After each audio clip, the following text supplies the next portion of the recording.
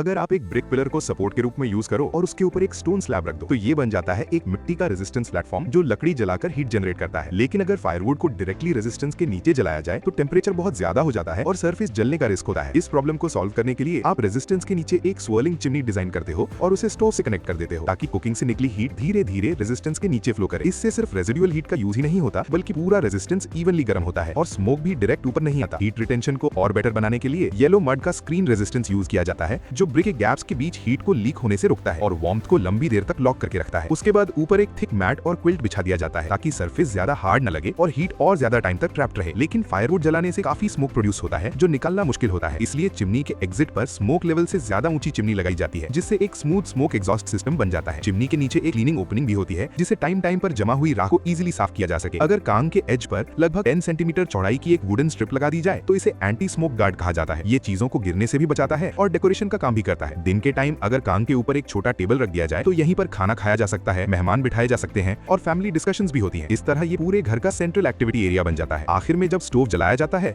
तो धुआं फ्लू के थ्रू कांग के नीचे घूमता हुआ एक हफ्ते बाद चिमनी से बाहर निकलता है। धीरे धीरे कांग की सरफेस गर्म हो जाती है। इस पर लेटने से सर्दी की ठंड दूर होती है और कमर और पीठ के दर्द में भी राहत मिलती है और इस तरह ये बन जाता है नॉर्थ ईस्ट चाइना के घरों का सबसे जरूरी विंटर कंपेनियन डोंगबे हुओकांग। मुबारक हो, आपने नॉर्थ ईस्ट फायर कांग इन्वेंट कर लिया।